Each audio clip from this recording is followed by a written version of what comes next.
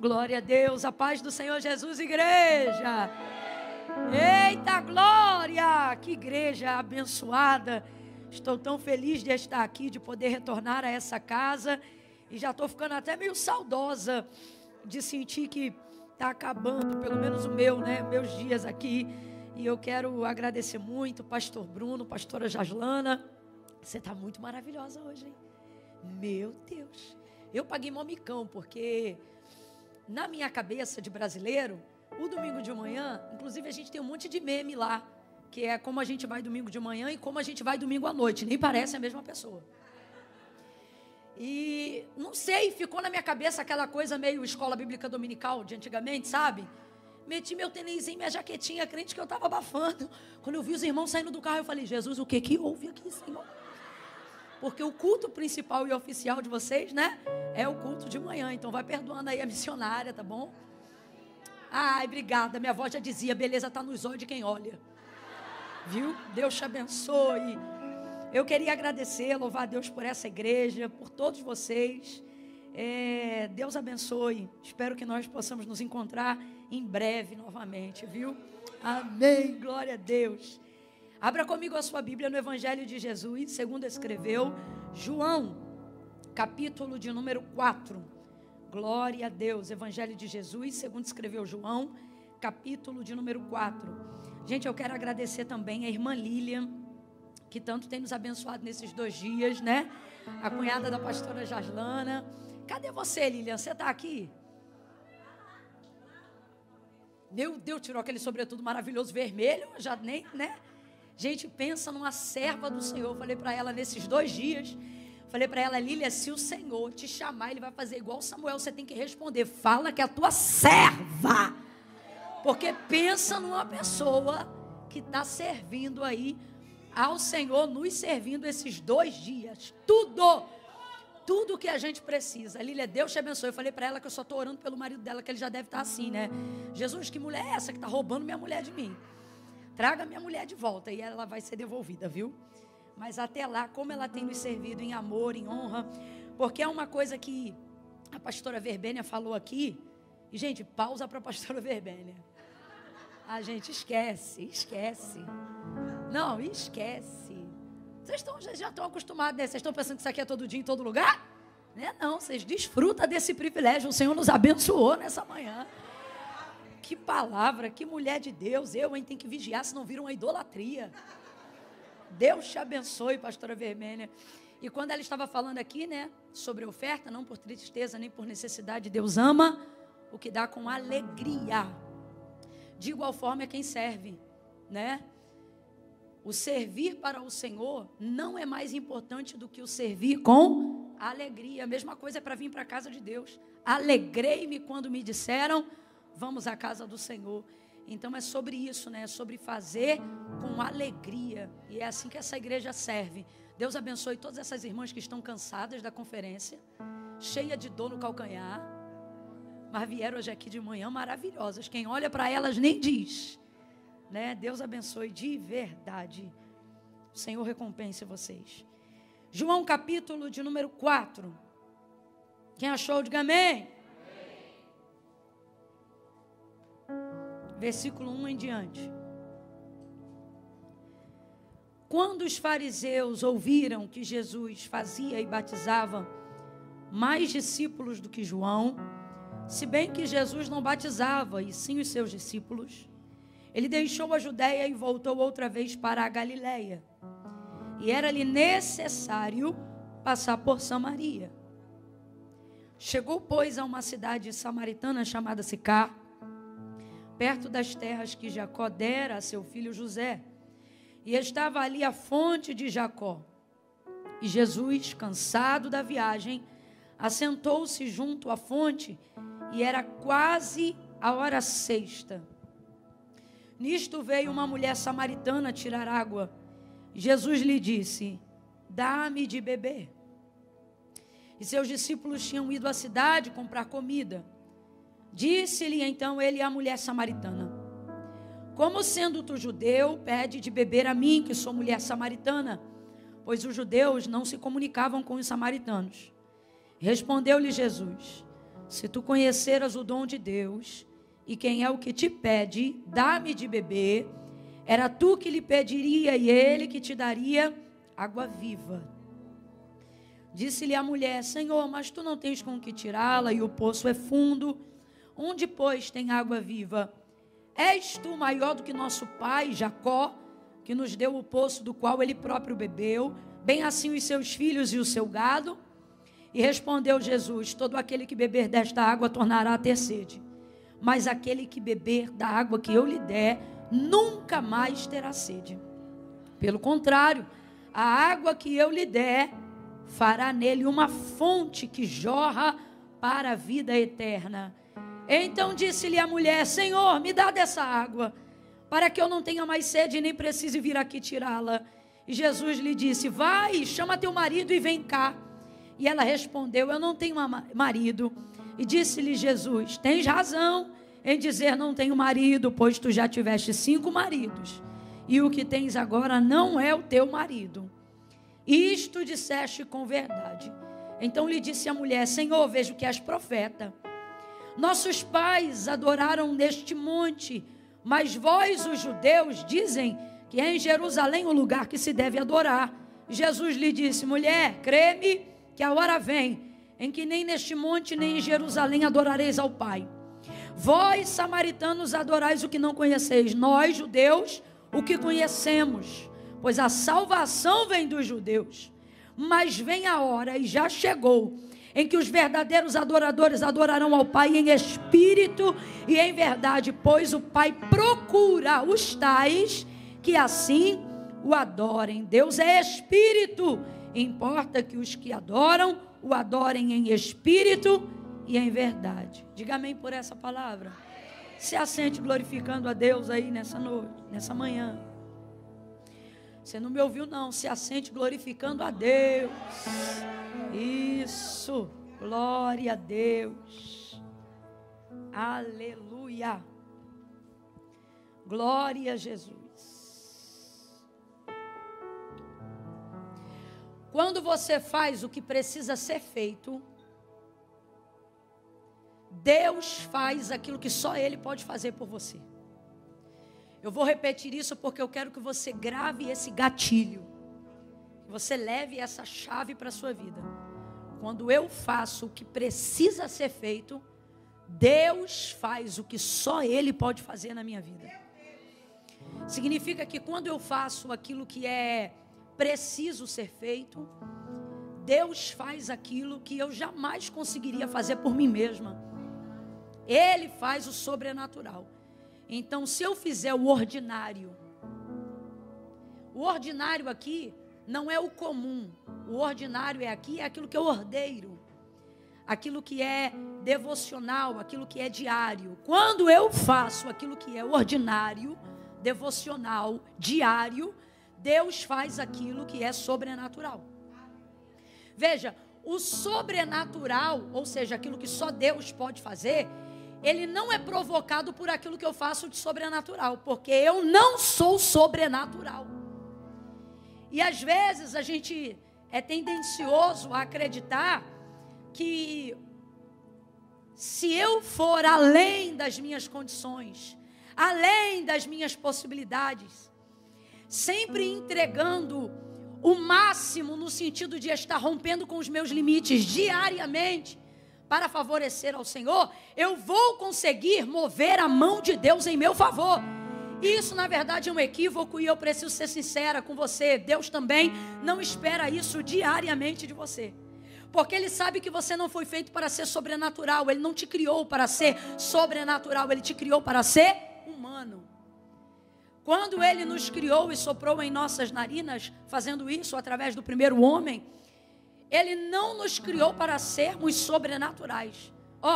E soprou em suas narinas o fôlego de vida e o homem foi feito alma vivente.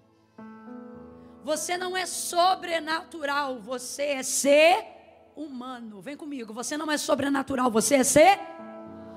Todas as vezes que você quer romper a característica da sua humanidade, acreditando que na verdade isso te aproximará mais de Deus do que qualquer outra coisa, por mais que a sua motivação seja boa, a verdade é que você não vai ter condições de sustentar isso, porque isso contraria completamente a natureza de Deus criada em você.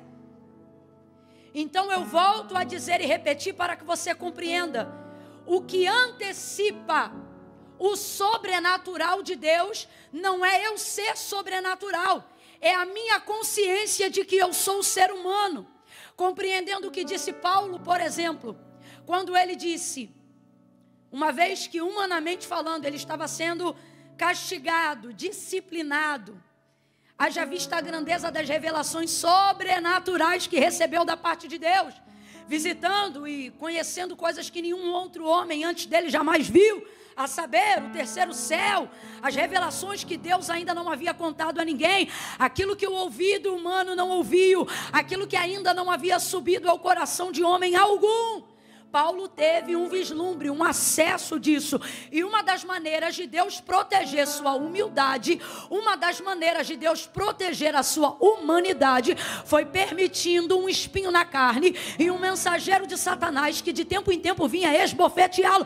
E não sou eu que estou criando isso. O próprio texto vai dizer para que ele não se gloriasse por causa da grandeza das revelações que ele havia recebido. Então veja, aí é a primeira vez que você vai ver o apóstolo Paulo fazendo uma campanha de oração. É a primeira vez. E qual é o motivo ali da sua oração diária?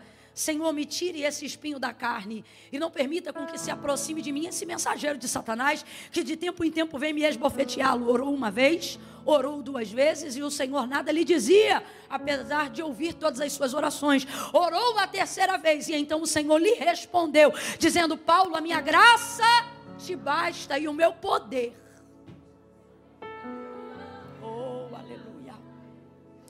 O meu poder, veja isso, o meu poder se aperfeiçoa na sua força, na sua sobrenaturalidade. Não, o meu poder se aperfeiçoa na sua. As coisas que mais te inquietam em você, na verdade, são as molas propulsoras que Deus utiliza para te aproximar dele, do altar, da sua presença. Normalmente as áreas da sua vida que mais te afligem, que mais te castigam, também são essas áreas que mais te motivam a buscar mais e melhor a presença de Deus. E é por isso que existem algumas orações que Deus responde, mas não conforme você gostaria acerca das suas fraquezas. Porque se Deus estabelecesse a força completa que você pensa que deveria ter para continuá-lo buscando, a verdade é que provavelmente você o abandonaria. Porque na verdade não é a sua força, é a sua dependência que segue te aproximando de Deus. Sinceramente, nessa manhã de domingo, você acredita que esta é a reunião dos mais fortes? Não é. Esta é a reunião daqueles que reconhecem o quanto dependem. Esta é a reunião daqueles que não conseguem se ver numa segunda-feira sem consultar ao Senhor no domingo. Essa é a reunião daqueles que todas as vezes que se sentem mais fortes quando estão buscando ao Senhor, reconhecem o quanto mais precisam à medida que buscam mais e não menos. Então veja, todo sobrenatural é precedido pelo ordinário, por uma entrega cotidiana. Quando Jesus vai ser assunto aos céus, antes disso, ele deixa uma palavra para os seus discípulos. Ele diz: ficai em Jerusalém até que do alto sejais revestido de... Agora veja como a manifestação desse poder de Atos dos Apóstolos capítulo 2, ou seja, a descida do Espírito Santo para revestimento de poder, porque batismo no Espírito Santo não é o privilégio de falar em línguas, mas o batismo do Espírito Santo ele vem para revestimento de poder. Jesus não quer testemunha fraca. Quando eu digo fraca, é porque o testemunho dele só é validado pela manifestação de poder.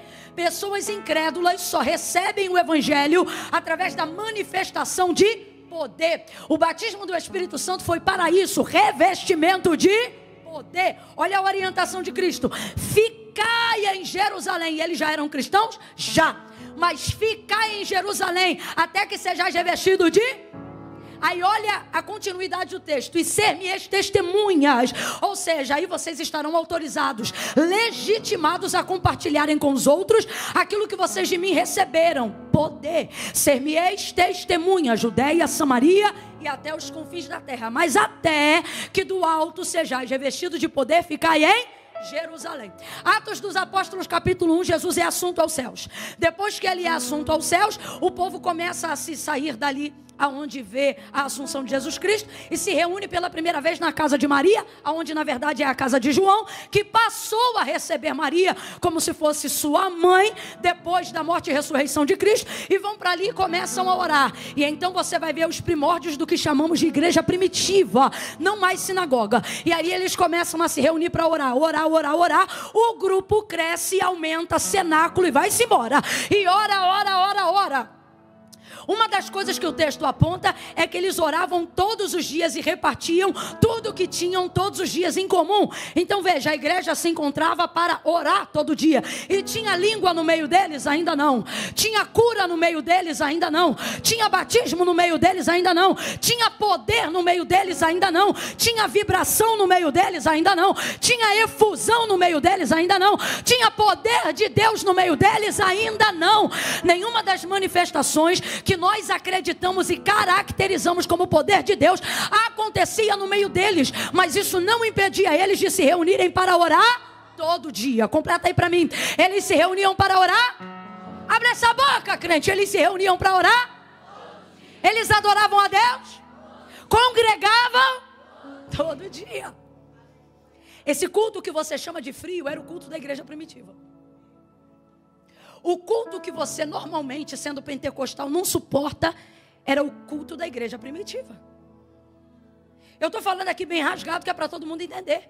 Culto da igreja primitiva, antes da descida do Espírito Santo, não havia manifestação alguma de cura, não havia manifestação alguma de poder. Esse arrepio que você sente, as lágrimas que você derrama, eles derramavam por memória e não por testificação do Espírito.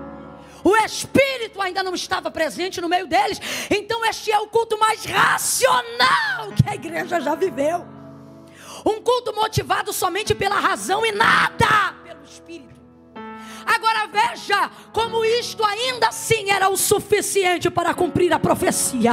Como isto ainda assim era o suficiente para Deus manifestar o seu poder. Eu não sei quanto tempo demorou, porque a palavra de Deus não precisa a utilização do tempo até que a promessa se cumprisse e o Espírito Santo descesse sobre a igreja.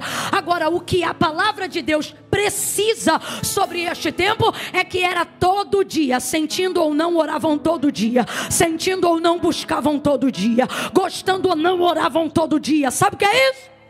Uma força natural em todo homem para seguir um objetivo.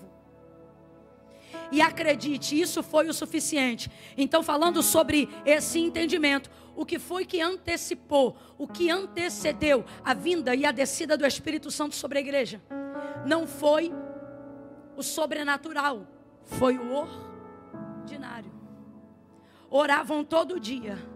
Todo dia, todo dia. Camila, eu ainda não estou entendendo. Você vai entender. Deus está dizendo, você quer ser sobrenatural todo dia. Você quer um jejum diferente. Você vive de voto.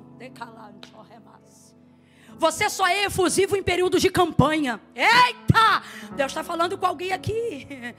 E Ele está dizendo, tudo que eu queria que você fosse era todo dia.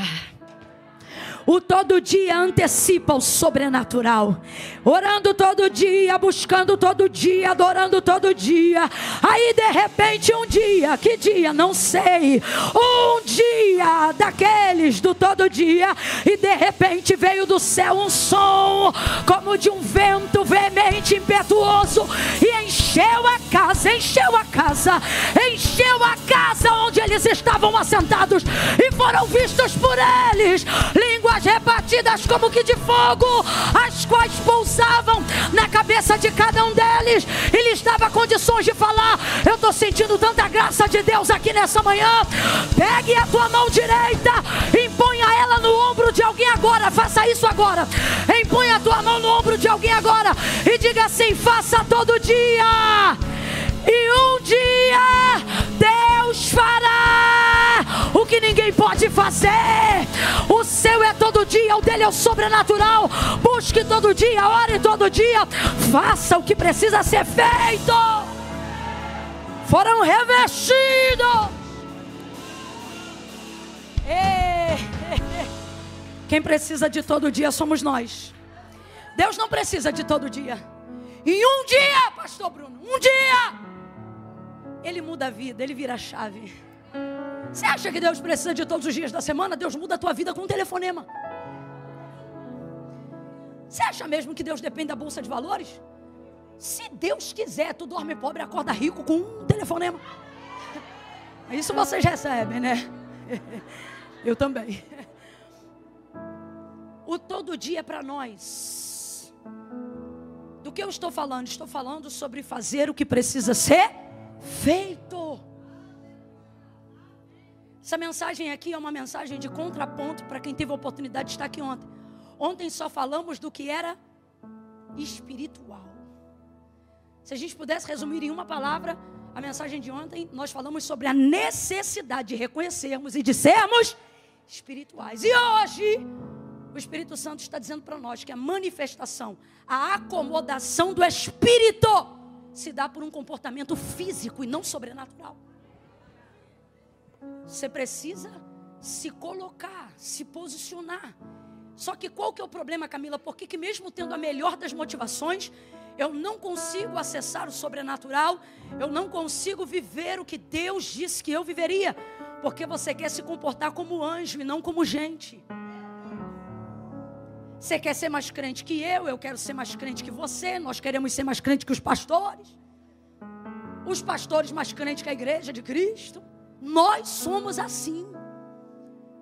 Queremos ascender no Espírito o tempo todo, quando na verdade o testemunho que compartilhamos do que Deus faz na nossa vida para o mundo não está no Espírito, porque o mundo não conhece o Espírito. Ele está no nosso comportamento humano. E se eu te falar que Deus respeita a tua natureza humana mais do que qualquer outro? Porque Ele tem consciência que não te fez igual, te fez semelhante. É você que quer cismar de ser uma partícula do que Deus é. Soprou em suas narinas fôlego de vida e o homem foi feito alma vivente. Alma vivente. Preste atenção no que eu vou dizer e eu já entro em João 4. Quando o Senhor descia na viração do dia para falar com o homem, gente, pense nisso, o privilégio que o primeiro homem do mundo teve, qual falar tete a tete com Deus. Eu não sei nem se eles usavam linguagem verbal. Já parou para pensar nisso? Ele descia, inclusive depois da queda do homem, você vai ver Deus descendo no jardim, Ele está falando com alguém. Eu não sei se é um anjo, eu não sei se é com o filho, eu não sei se é com o espírito, porque Adão diz assim: eu ouvi tua voz soar. Não é que Deus já chegou chamando Adão, ele estava ouvindo Deus falar antes mesmo de chamá-lo. Eu ouvi tua voz soar no jardim e me escondi, temi porque eu estava nu. Quem te disse que tu estavas nu? Você veja, Deus falando com ele, Deus conversando com ele. Aí eu te pergunto, algum outro homem antes de Adão viu Deus? Está na dúvida? Ninguém. Olha o tamanho do privilégio desse homem. Não uma, não duas, mas o texto aponta para uma rotina de convivência de Deus para com o homem. Para isto o homem foi criado. Não para de vez em quando. Deus não quer se relacionar com você no domingo de manhã. Deus quer se relacionar com você. Para isso o homem foi criado. Agora veja o privilégio deste homem. Todos os dias vendo, todos os dias falando. Aí eu te pergunto, nós vamos fazer esse teste aqui agora.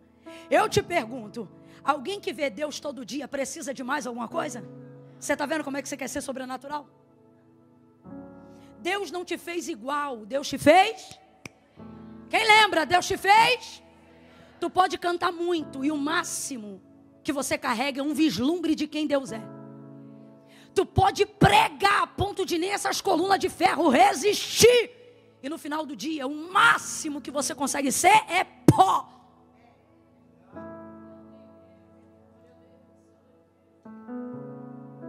A gente olha para o contexto bíblico e vê Deus falando com o homem todo dia. e pensa: de que falta tem um homem que tem Deus face a face todo dia? Aí você pensa: não tem falta de nada, mas é o próprio Deus que no capítulo 2, versículo 18 vai dizer: não é bom que o homem esteja só. Como pode então um homem que vê Deus todo dia? Isso aqui é para provar para vocês que sua vida pode ser cheia de Deus. Ela não exclui as suas necessidades humanas. E eu não estou falando de pecado, eu estou falando de rotina, de vida devocional, de entrega.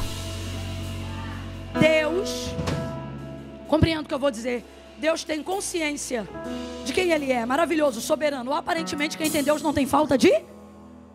Só que Ele entende, Ele não é meu igual. Far-lhe-ei uma ajudadora.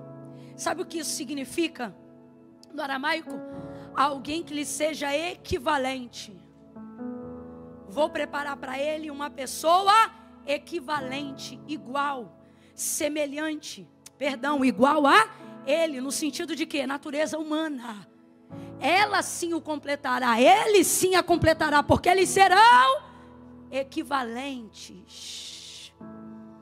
Se Deus, sendo quem é, tem consciência de quem nós somos, e sabendo disso, sendo superior, preparou ao homem uma igual, uma equivalente, por que você acha que vir à igreja e orar é o suficiente para vencer?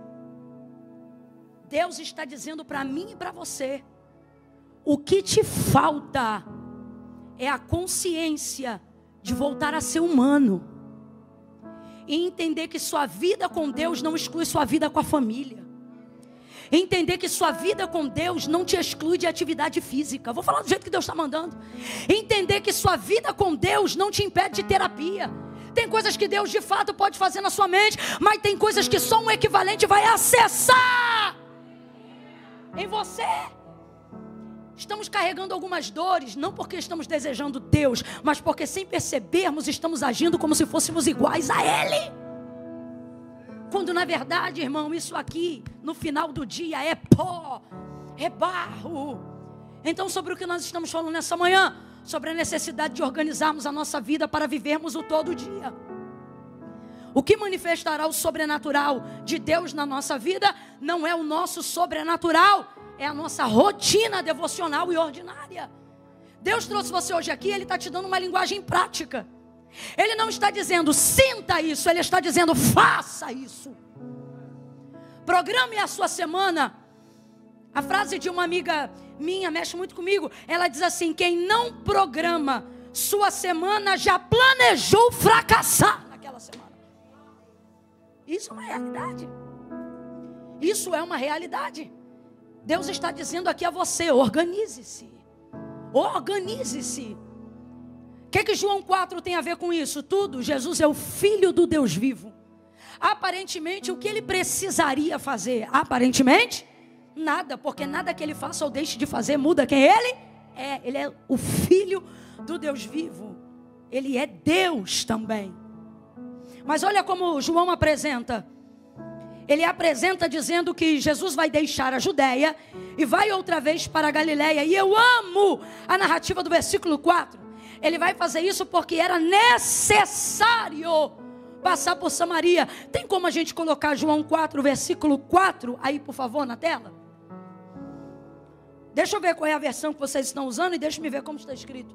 Coloque aí João capítulo 4, versículo 4. Aleluia. Enquanto isso eu vou bebendo água.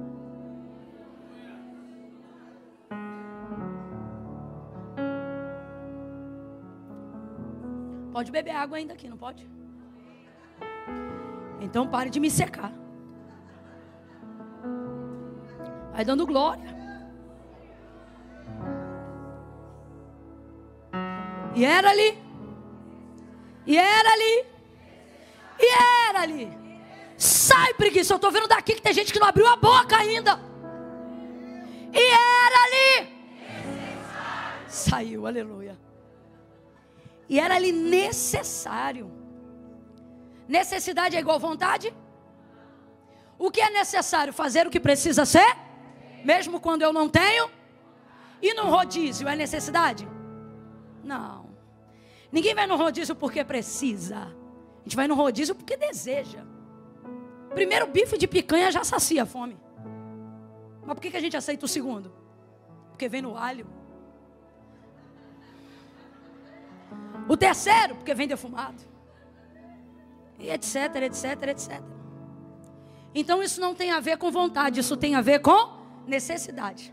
É diferente, são coisas diferentes. O que é vontade? Vontade é fazer o que eu desejo. Agora eu te pergunto, tudo que desejo, posso fazer? E tudo que desejo, e tudo que devo fazer, quero fazer? Quem aqui acorda cedo para trabalhar? Cedo. Deixa eu saber qual é o cedo da América. 5 da manhã? É o povo aqui trabalha direitinho. Tem alguém aqui que acorda 4? Jesus de Nazaré, 4? 4, tem muita gente trabalhando. Rapaz, vocês trabalham mesmo, né? Louvado seja Deus. Acordei por um tempo também esse horário. Acordo até hoje, mas não mais todo dia. 4 da manhã, fala a verdade, filha.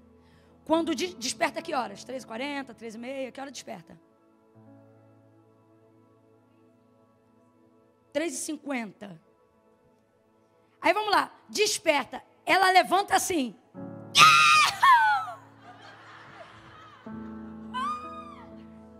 3h50, que alegria. Vou trabalhar. É ruim, hein? Fala real, filha, como é que é? Nárnia, vindo de Nárnia. É ou não é? Ai, meu Deus. Senhor, me dá graça, me dá força. Se ela ora antes de sair, normalmente, as primeiras orações são assim, meio embolada. Senhor, abençoa meus pecados nesse dia. Não, Senhor, perdoa meus pecados.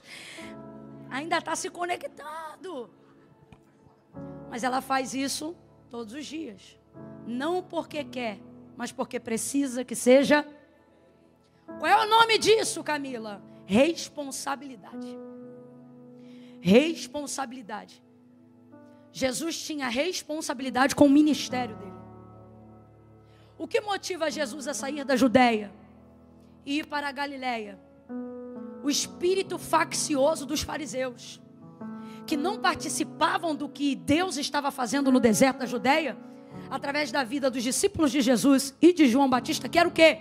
Multiplicando o número de arrependidos. O texto diz que não eram poucos, mas eram muitos que se batizavam naqueles dias. Só que o que o fariseu fazia? Ele ia para lá só para fazer uma conta matemática. E ainda inventava fofoca. Porque ele dizia que era Jesus que batizava mais. E João está dizendo que Jesus, na verdade, nem descia ninguém às águas batismais. Eram os discípulos dele que faziam isso. Quando tem espírito faccioso, por mais bem sucedida que seja a obra, Jesus se ausenta daquele lugar. Aonde tiver competição, Jesus não fica. Pode ter escala de ministério de louvor, de tão bom que é o ministério de louvor. Pode ter culto todos os dias. Se começar a conversa fiada de que um canta melhor do que o outro, pode continuar cantando muito, mas Jesus não fica para ouvir. Pode intercalar pregador todo domingo e todos os dias de culto semanal. Se começar a conversa fiada, de fulano prega mais, o outro prega menos, o outro faz assim, o outro faz... Isso é conversa de fariseu. Jesus não fica.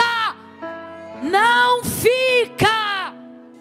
A fim de que a obra de Deus continuasse sendo feita e o nome de Deus continuasse sendo glorificado, Jesus vai se ausentar do deserto da Judeia, e essa é a motivação dele, por causa da conversa fiada dos fariseus.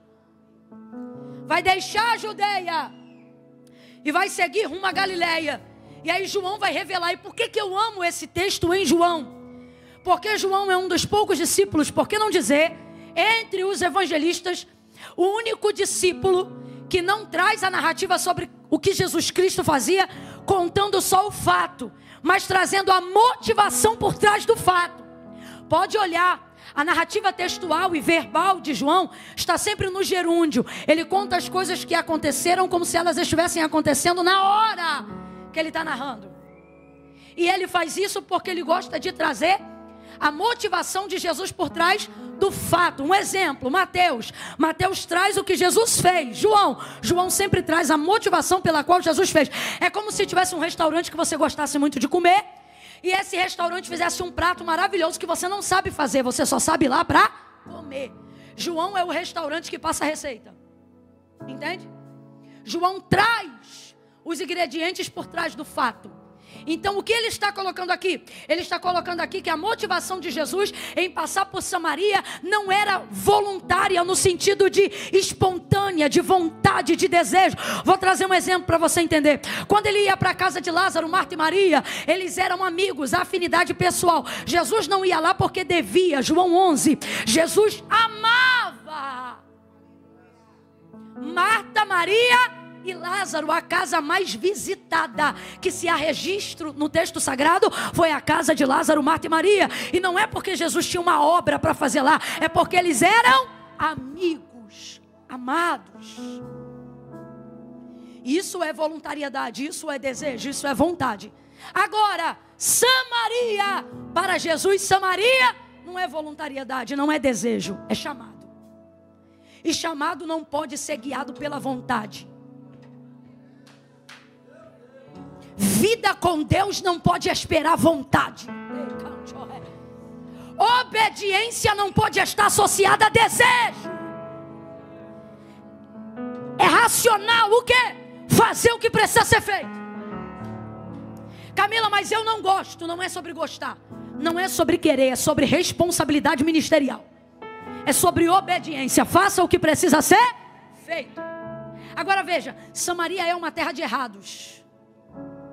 Eles perverteram, pecaram contra Deus, contra a lei, contra os profetas, constituíram para si no alto das montanhas de Sicar deuses e ídolos constituídos por mãos de homens. Há também lá um altar a Deus, só que no meio de muitos outros, porque eles se mostraram adoradores de muitos deuses e fizeram tudo o que era errado. Então Samaria é uma terra de errados. Guarde isso na sua mente. Samaria era uma terra de... E Jesus é a pessoa errada ou a pessoa certa? A gente tende a pensar que terra de errados não cabe pessoas. Mas e se eu te disser que a terra dos errados foi feita para pessoas certas? E era-lhe necessário passar por Samaria. Necessidade. Não é porque eu gosto, não é porque eu quero. Eu vou para cumprir o chamado, porque Samaria é terra de errados. Ao contrário do que as pessoas querem pregar, Jesus nunca foi um revolucionário quebrador de lei. Jesus era organizadíssimo. Jesus não quebrava a lei. No seu primeiro sermão ele disse: não cuideis que vim trazer a paz, mas a espada. O que é a espada? A espada é a lei. O que é que ele está dizendo? Eu não vim descumprir o que meu pai falou. Eu vim resgatar em vocês a motivação pela qual ele enviou a lei. E aí ele revela que a graça nada mais é do que o cumprimento motivacional e não litúrgico da lei. Por exemplo, perguntam para ele sobre o adultério, e ele vai dizer: ora, se teu olho te condena, arranca-o fora. Porque só de você pensar, você já está em pecado. Isso é a graça. Correção da motivação e não do rito sagrado. Então ele vem para isso. Por que eu estou dizendo isso? Porque tem gente que acha que porque Jesus era Jesus, ele fazia o que queria. Fazia não. Ele cumpria a lei em toda a sua vida. Alguém diz assim: não, Camila, ele quebrou o sábado. Jesus nunca quebrou o sábado. A lei dizia sobre o sábado que a vida era maior do que o sábado. Lembra quando ele cura o homem da mão mirrada num sábado dentro da sinagoga? Todos se levantam contra ele, olhando, julgando e pensando: quem esse homem pensa que é para fazer uma obra dessa no sábado? E ele diz: hipócritas. Se uma ovelha cai no poço, vocês não esperam das 6 horas do outro dia. Vocês vão lá e tiram ela. Porque o que a lei diz? Que a vida é maior do que o sábado. Então se um boi ficasse atolado e se a sua vida estivesse em risco, a sua vaca, como isso mexia no bolso deles, eles faziam uso da lei em dizer que a vida era maior do que o sábado para ir lá proteger o investimento. E aí salvava a ovelha, salvava o boi. Aí o que Jesus está dizendo? Eu salvei a vida de um homem. O que vale mais, gente? Um animal ou um homem? Na nossa sociedade está complicado. Protege-se ovo de pato e aborta-se criança. Mas a vida do homem ainda é o pináculo da criação de Deus. Então olha o que Jesus está dizendo. Olha o que Jesus está dizendo. Eu salvei, eu curei um homem inteiro. Ele está dizendo, eu não livrei uma ovelha, eu não livrei um boi, não. Eu salvei uma vida humana inteira. E vocês estão querendo me criticar porque é sábado, cambada de hipócrita. Ele arrebenta. Ele arrebenta. Mas diga para mim, quando foi que ele quebrou a lei? Então não vem para cá utilizar Jesus como espelho para dizer, Jesus era Jesus. Porque isso é invalidar o sacrifício de Cristo. O Jesus era Jesus 100% homem, para te mostrar que é possível fazer a vontade de Deus. Então ele nunca quebrou. Então veja, ir para Samaria era obediência ao seu chamado, era fazer o que precisava ser feito. Todas as vezes que um judeu saía da Judeia para ir até a Galileia, ele fazia uma viagem de aproximadamente 6 dias. Quantos dias? Quantos dias? Porque ele dava toda uma volta no entorno de Samaria para não ter que topar com nenhum samaritano. Porque judeus e samaritanos não se comunicam. Para os judeus, os samaritanos são cães. Cachorro mesmo. Eles não são tratados como raça humana. Eles não são tratados como gente. Entenda isso com propriedade. Para um judeu, um samaritano e um cão é a mesma coisa. Um cão de rua. Então olha isso. O judeu acrescenta 3 dias em uma viagem. Ou seja, ele faz uma viagem que poderia durar 3 dias em 6 dias. Só para não ter que topar com nenhum samaritano. Agora diga para mim, aonde você leva mais mala? Uma viagem de 3 ou de 6? Você precisa de mais dinheiro para uma viagem de 3 ou de 6? Mais roupa para uma viagem de 3 ou de 6? 6 dias. Então presta atenção. Quando Jesus conta a parábola do samaritano, do bom samaritano, ele nada mais está traduzindo a trajetória típica de um judeu para chegar na Galileia. Normalmente, na viagem de 6 dias, levava-se tudo que poderia comprar, levava-se para não ter que negociar com nenhum samaritano. Então você leva uma carga maior, uma mala maior, você leva dinheiro a mais, você leva roupa a mais, para você não ter que negociar durante a viagem e não ter que topar com nenhum samaritano. Vai ouvindo isso aí. Não é aleatório a parábola de que o cuidado é prestado por um samaritano. E por que não é aleatório? Porque a maioria dos assaltos, e agora eu falo dos livros de história com H, narram a quantidade de nômades salteadores no deserto da travessia. Eles vivem de quê? De pessoas que fazem essa travessia. Porque eles sobrevivem da carga do outro. Vai ouvindo. Os salteadores desse caminho sobrevivem do que o outro leva. Então, quanto maior a carga, maior a viagem. Quanto maior a carga, maior lucro tem o salteador. Quantas pessoas não eram surradas, assaltadas, como conta a parábola do bom samaritano que Jesus contou, nesse tipo de travessia, porque os salteadores da estrada sobrevivem da carga dos viajantes. Alguém já está entendendo a aplicação espiritual? Existem demônios, existem circunstâncias na vida que só vão te atacar por causa da carga que você leva. Agora veja, o que trazia sobre eles o agravo, o peso da carga. Eu tenho que levar muito porque eu não vou passar em Samaria, então eu acabo levando tudo. Tem gente aqui que está pesado porque está ignorando Samaria. Está pesado porque não quer passar na terra dos errados. Está pesado porque não quer ligar para quem tem que ligar. E por que não? Porque eu não tenho vontade. E por que eu não tenho vontade? Porque você acha que a sua vida pode ser guiada por vontade. E o Senhor está dizendo, dos errados eu não espero nada, mas de você eu espero um posicionamento diferente. De você eu espero um comportamento diferente. Veja, eu disse e repito, Samaria é terra 2? Samaria é terra 2? Aí você fica assim, foi ele que me ofendeu, ele que me ligue. Foi ela que me entristeceu, então ela que peça perdão. E você está esperando o errado se consertar? E o Senhor te trouxe aqui nessa manhã de domingo para dizer: dos errados eu não espero, mas de você eu estou esperando um comportamento diferente. Senhor, mas eu vou falar, foi ele que me abusou, foi ela que me deveu. E o Senhor está dizendo: é por isso que ela está na terra 2, mas você no caminho dos certos. Nessa manhã Deus nos trouxe aqui para dizer: faça o que precisa ser feito. E o que precisa ser feito? Você precisa parar de ignorar Samaria. Você precisa parar de acreditar que porque os samaritanos são errados, eles devem vir até você. Deus te trouxe hoje aqui para dizer: deles eu não espero nada, mas de você eu quero que você pare de levar essa carga, porque ela só está favorecendo o inferno. Ela só favorece os salteadores do caminho. Posso lhe dizer? Muitos judeus não chegavam na Galileia porque o nível de surra e de assalto que lhes era feita no meio do caminho lhes impedia a chegada na Galileia. Camila, eu não estou entendendo, vai entender agora. Você pode até saber aonde você quer chegar e pode sair com toda a munição que precisa para chegar lá, mas isso não é garantia de chegada. Por quê? Porque o segredo do sucesso de quem chega não é saber o destino, é saber fazer o caminho que leva até lá. Jesus nunca disse: eu sou o destino. Sabe o que ele dizia? Sou o caminho.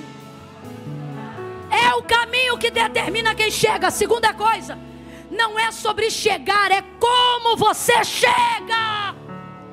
Eu conheço gente que chegou e chegou tão arrebentado que não teve força para comemorar. Chegou, mas chegou sem família, não teve com quem celebrar.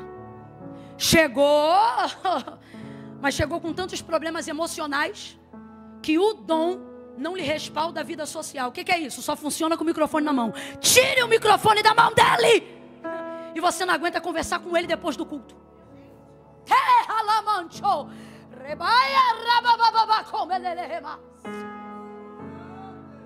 Refém da carga. Foi destruído no caminho. Chegou no pódio, mas não tem com quem celebrar, porque teve que arrebentar a família inteira para chegar. Está no segundo divórcio, porque teve que destruir vários casamentos para chegar. Os filhos não reconhecem os pais, porque teve que acabar com a conduta familiar para chegar, para ganhar, para ter. Então não é sobre aonde você chega, é como você chega. Por que quando o Senhor chamou Abraão, Gênesis 12, e disse: sai do meio da tua parentela, da casa de teus pais, vai para uma terra. A terra era Canaã e Deus sabia que era Canaã, sim ou não? Mas Deus falou para ele que era Canaã? Vai para uma terra que eu vou te mostrar, porque isso não é sobre conhecer Canaã, isso é sobre conhecer Deus enquanto caminha para lá.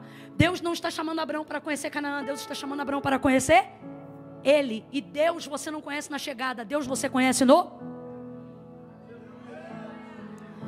O povo sabia onde deveria chegar quando enviou o Senhor Moisés para libertar o povo da terra do Egito. Casa de servidão. Tira o meu povo de lá e leva meu povo para Canaã. Promessa feita a Abraão. Escute isso. Então o povo que saiu do Egito sabia que o destino final era Canaã. Sabia ou não sabia? Sabia ou não sabia? Sabia. O povo sabia onde ia chegar e tinha o melhor líder para colocá-los lá. Mas somente a geração de Josué e Caleb entrou. Milhares de hebreus morreram no deserto, a caminho de... Mas não chegaram lá. Por quê? Porque só queriam honrar Deus na chegada. Quem não honra Deus no caminho, não chega. E se chegar, não vale a pena, não chega bem. Então veja, os judeus ignoravam Samaria. Presta atenção. Aqui está a Judeia e aqui está Samaria. Vem comigo, presta atenção. Meu lado esquerdo, Judeia. Meu lado direito, perdão, Galileia. Jesus está saindo da Judeia porque ele quer chegar. Então vamos lá, meu lado esquerdo está Judeia. Vem comigo, meu lado esquerdo está. No meu lado direito está Galileia. De novo, no meu lado esquerdo está. E no meu lado direito está? Quem é a mesa? Samaria. Samaria, acredite, estava bem no meio. Então, qualquer outro judeu ignora o meio, contorna a montanha de Sicar, e a viagem que deveria durar, passa para... E é aí que fica perigoso. Aí olha o que Jesus vai dizer, e era ali. Vou fazer o que precisa ser feito. Não vou correr risco. Não vou levar carga. Não vou levar bagagem. Eu estou falando aqui e Deus está dizendo que hoje você vai largar um monte de mala aqui. Você vai seguir sem essas sacolas. Eita, catuca 2 aí. É a primeira vez que eu estou te pedindo isso. Catuca 2 aí, diga, tu vai sair leve. Vai sair leve. Deus está dizendo aqui para alguém, hoje você só vai sair com o que cabe no bolso e no coração. Essa carga vai te deixar. Essa mala vai te deixar. Tudo aquilo que teu adversário e que os errados fizeram contra você, que te travou, vai cair por terra nessa manhã. Em nome de Jesus, você vai sair leve, leve, leve. Você vai sair leve, vai sair leve. Jesus não ignora a mesa. Quem é a mesa? Abre a boca, quem é a mesa? Ele não ignora a mesa. Vou passar no meio da mesa, vou passar no meio. Samaria está bem no meio e era ali necessário. Vou fazer o que precisa ser feito. Vai passar feliz? A princípio não, mas vou fazer o que precisa ser feito. Vai passar alegre? A princípio não, mas vou fazer o que precisa. E já que é para ser feito, vou fazer direito. Não é porque precisa ser feito que você deve fazer de qualquer maneira. Já que você tem que fazer, faz direito. Vou falar rasgado que é para todo mundo entender. Já que você vai liberar perdão, não libera de qualquer jeito não. Faz um bolo com um café. Faz essa pessoa sentir saudade do tempo que ficou distante. Faz essa pessoa... Uma vez eu ouvi uma definição poética de perdão, achei lindo. Eu não sei quem disse, mas é um diálogo entre o ofensor e quem perdoa. E aí alguém pergunta assim: o que é o perdão? E a resposta é o perfume que as flores exalam quando estão sendo esmagadas. Eu achei isso muito bonito. O perdão é bem isso. Já que você tem que fazer, faz direito. Deus está dizendo para alguém aqui, já que você vai passar uma última vez na vida de alguém, passa deixando perfume. Passa deixando saudade. Não passa deixando ódio. Já que vai fazer, faz direito. Chega Jesus cansado da viagem. Porque fazer o que precisa ser feito não é porque é da vontade de Deus que vai ser fácil não, tá? Olha o que o texto diz, que Jesus chegou cansado da... Isso é porque a viagem dele está curta de 3 dias. Então você imagina como é que ficava quem dava volta na montanha de Sicar. Chegou, sentou no poço. E é uma das cenas mais lindas, porque é a primeira vez que você vai ver uma fonte em cima de um poço e não embaixo. Jesus sentou em cima do poço e ficou esperando ela chegar. Que humildade. Aí eu te pergunto, você realmente acha que tua agenda é mais ocupada do que a do Filho de Deus? Que não pode sentar e esperar uma oportunidade de falar com alguém? De tratar um assunto, de liberar um perdão? Deus está falando diretamente com alguém aqui. Sentou e esperou. Eu tenho um pastor que quando ele liga para a gente, se a gente não atender, e como ele é muito ocupado, muito conhecido, se você não atender ele, na primeira vez que ele te liga, só atender ou retornar na segunda, ele não dá nem alô, ele já te atende dizendo assim, então você é mais ocupado do que eu. E a gente morre de vergonha, porque não é, a gente não é, por mais ocupado que seja, não é, não é. Não, que isso, meu pastor. Jesus está dizendo aqui para alguém, então quer dizer que você é mais ocupado do que eu? Me mostre outra pessoa que em 3 anos e meio revolucionou a terra, a ponto da história ter que ser acompanhada entre AC e DC, antes de Cristo. Você pode conhecer gente que fez isso em 100 anos, mas em 3 anos e meio? Jesus está dizendo, que agenda é essa sua, que tem menos tempo do que a minha? Organize suas prioridades. Jesus senta no poço e espera essa mulher com tanta humildade. Com tanta humildade. Ela vem e ele vai dialogar com ela, e eu vou pular o diálogo. Você lê o diálogo comigo. E vou aqui para o mais importante. Chegou em Samaria. Samaria é lugar de passagem, sim ou não? Quem lembra? Quando ele saiu da Judéia para chegar aonde? Então Samaria não é lugar de destino final. Samaria é conexão. Quem é que já pegou conexão? Você para lá, espera mais horas, daqui a pouco vem outro avião, ônibus, não sei qual é a sua conexão, sua baldeação. E aí você segue destino final. Samaria é lugar de conexão. Samaria é lugar de passagem. Vamos terminar juntos. Samaria é lugar de... Olhe para mim. Não dê tanto valor no sentido de pensar, Camila, vai ser muito difícil passar lá. Você tem que entender que lá não é lugar de destino final. Lá é lugar de... Então passa logo. Porque isso não vai determinar. Exatamente. Mas isso determina a maneira como você vai chegar aonde você quer. Seu estado de espírito, suas emoções. Eu vou contar de 1 a 3. Quando eu disser 3, tu vai sacudir 3 pessoas. Camila, mas esse não é o nosso costume. Eu não perguntei nada disso. Você vai fazer o que tem que ser feito.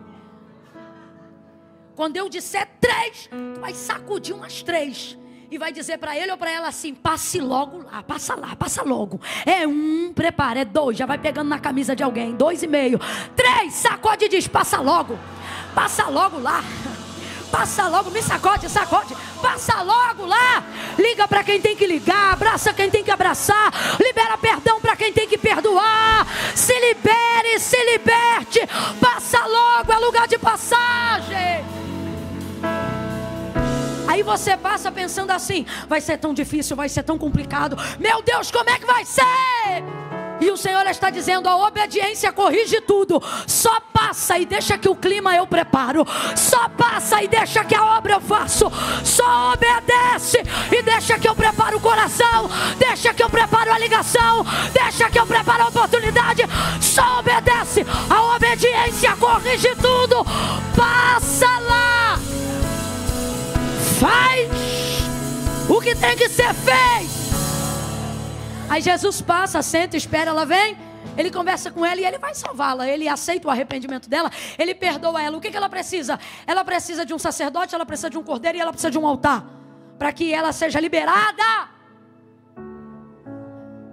Por isso Jesus diz: salvação vem dos judeus. O que ele está dizendo? Se você quisesse perdão pelo teu pecado, você tinha que ir no templo. Mas olha a situação dela.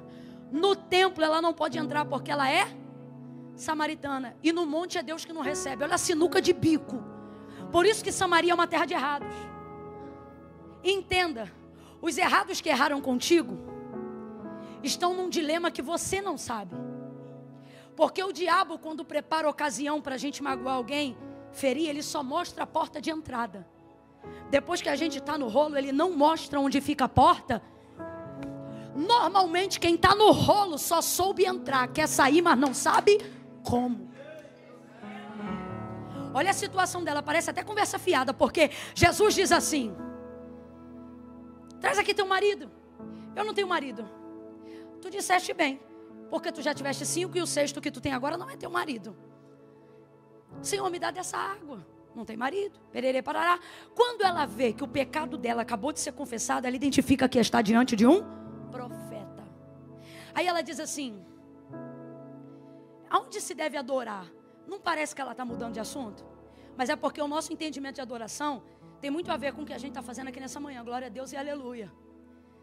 A adoração na cultura ocidental, ou perdão, oriental, não tem nada a ver com isso aqui. Olha o que Deus dizia para Moisés quando ele determinou que seria adorado pelo seu povo no tabernáculo. Moisés, manda esse povo não se apresentar para mim com as mãos. A adoração é entrega. E qual era a entrega? Está lá em Levítico. Se é ações de graça para quem é pobre, cereal, 2 rolinhas. Se é ações de graça para quem é rico, um cordeiro, um novilho. E ele vai determinando os pontos de adoração. Por exemplo, ele diz assim: para perdão de pecado, mande trazer animal X. Ele vai estabelecendo. Porque para Deus a adoração é entrega. Por exemplo, o período do culto que normalmente as pessoas pensam que é carnal, é o ápice da adoração do culto, que é a hora da oferta. É o ápice de entrega. Estou falando de nós para Deus. Isso é adoração. Agora vamos um pouco mais além. O que é adoração? Adoração é o que eu vou entregar pelo meu arrependimento. Qual era a pregação de João Batista no deserto? Arrependei-vos, porque é chegado o reino. Aí ele dizia, produzir para si frutos dignos de arrependimento. Isso é o reino do céu. Agora veja. A mulher parece que está mudando de assunto, mas não, ela está entrando no assunto. O que ela está querendo dizer, vamos traduzir o texto. O que ela está querendo dizer é, aonde eu levo oferta para a expiação desse pecado que eu acabei de confessar. É isso que ela está dizendo. Eu levo no templo ou no monte, porque eu quero ser livre. Então vê, essa mulher já está no rolo e ela quer se livrar do rolo, mas ela não sabe como se livrar. E por que ela não sabe? Pelo que Jesus vai dizer para ela agora. No monte é o lugar certo, no templo é o lugar certo. Ela precisa de um sacerdote, ela precisa de um animal e ela precisa de um altar. E só Jerusalém tem o que ela precisa, mas ela pode entrar no templo em Jerusalém? E no monte é Deus que não recebe. Então olha o rolo. Olha o rolo. Quero me consertar, mas não sei como, então eu fico no erro. Porque no templo eu não entro e no monte é Deus que não recebe. Aí ela diz assim, eu sei, olha a esperança dela. Eu sei que o Messias vem. E quando ele vier,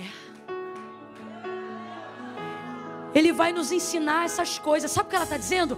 Eu sei que quando ele vier, ele vai dar um jeito. Ele vai tirar a gente desse rolo.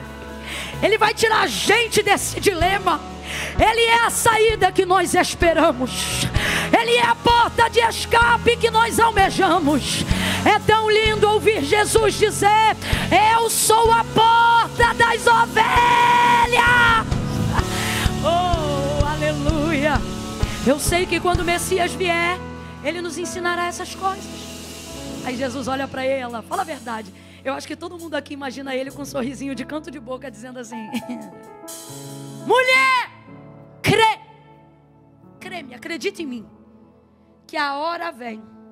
O que ele está dizendo para ela? A hora que você espera chegar, chegou. A hora está aqui falando contigo agora. O Pai está procurando pessoas como você. Que pessoas que querem se consertar. Porque adoradores aqui são pecadores arrependidos. O Pai está procurando gente como você, que se arrependa, que queira se consertar. É assim que Ele quer ser adorado. Então crê que a hora chegou, vem e fala contigo agora.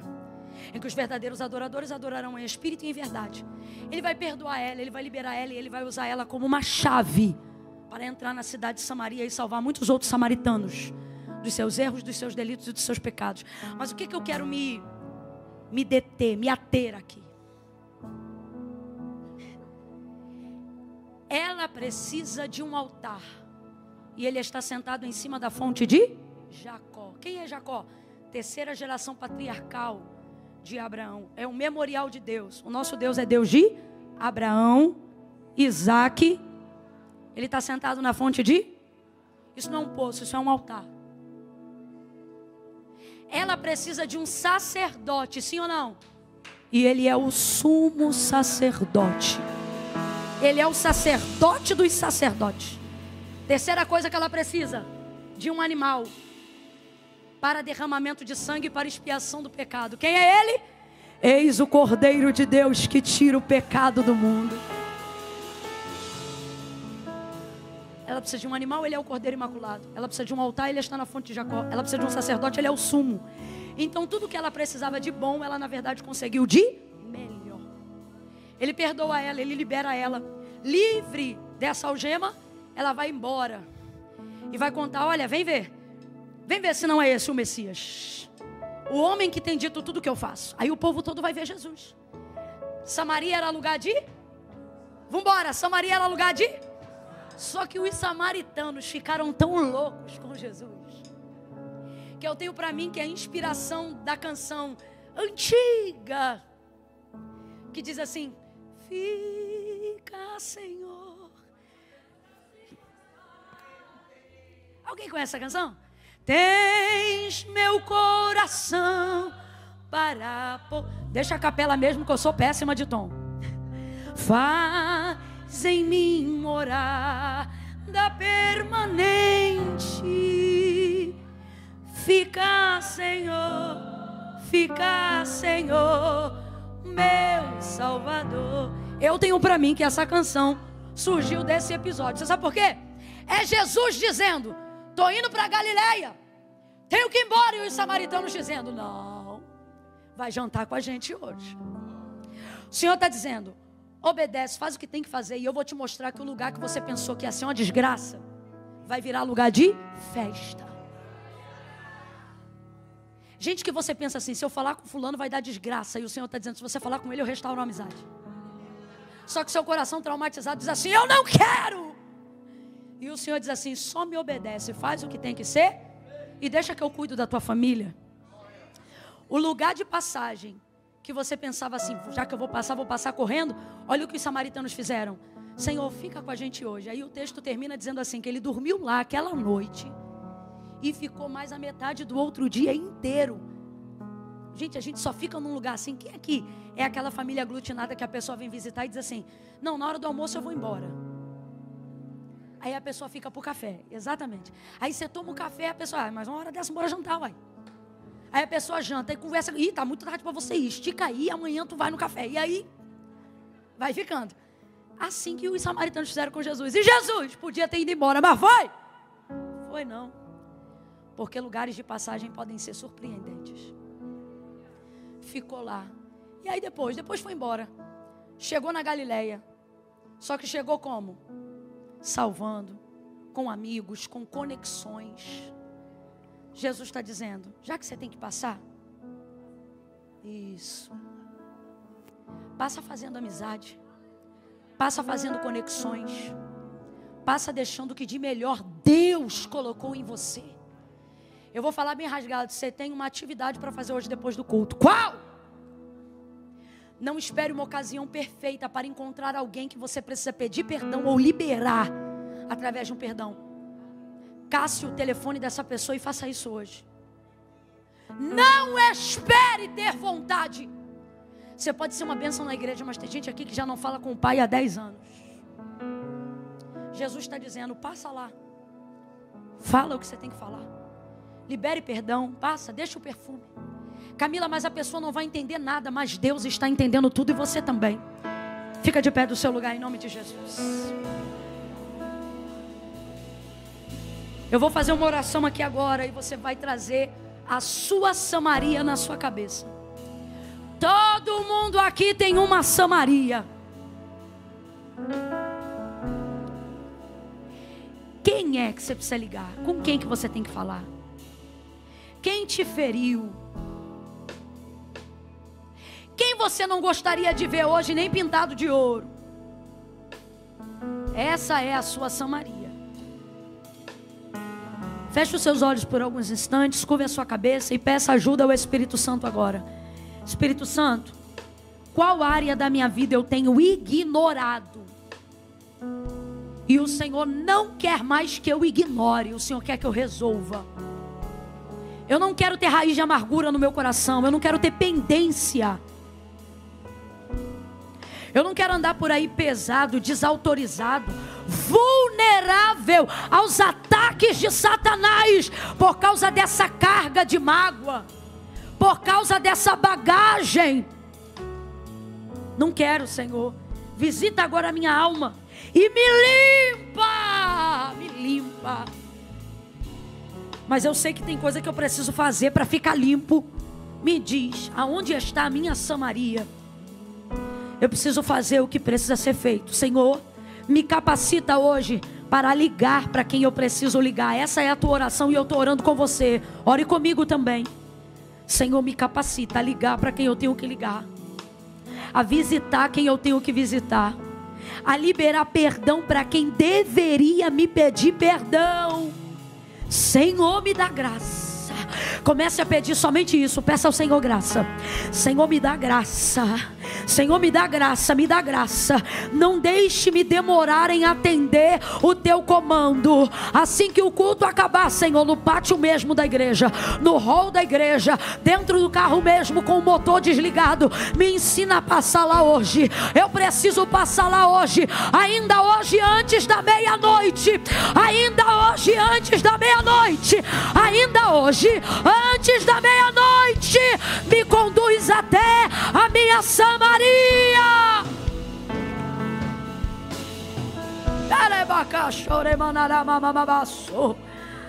Senhor, nós oramos agora em nome de Jesus, Pai. Nos dá graça para entrar onde precisamos entrar, para perdoar quem precisamos perdoar. Se há ainda alguma carga em nós, identifica, aponta, porque não queremos perder o destino por causa daquilo que não tivemos coragem, responsabilidade de fazer no meio do caminho. Nós oramos agora te pedindo essa ajuda, mas também fazendo contigo esse compromisso. Ainda hoje, quem se compromete vai orar comigo agora dizendo assim: ainda hoje, antes da meia-noite, eu vou passar em Samaria. Em nome de Jesus. Diga amém. Amém. Deus te abençoe. Pastor Bruno. Passa lá, passa logo. Passe depressa. Olha para um ou dois aí e diz: não demore. Não demore. Passa logo. Passe logo lá. Eu estou tomada de um temor tão grande aqui. Você acredita que eu pensei que eu já tinha resolvido tudo que eu tinha para resolver em Samaria? E na hora que eu estou orando aqui, Deus me deu um nome. Ai, que raiva. E Ele está dizendo: passa lá. Passe depressa. Viu? Deus também te deu um nome. Camila nem precisou dar. Pode vir, pastor. Porque eu carrego esse nome aqui, ó, na cabeça. De vez em quando eu amaldiçoo ele. Passe lá. Senão você não vai chegar onde Deus disse que você chegaria. E se chegar, não vai ser como você sonhou. Amém ou não amém? Um beijo no seu coração. Deus te abençoe.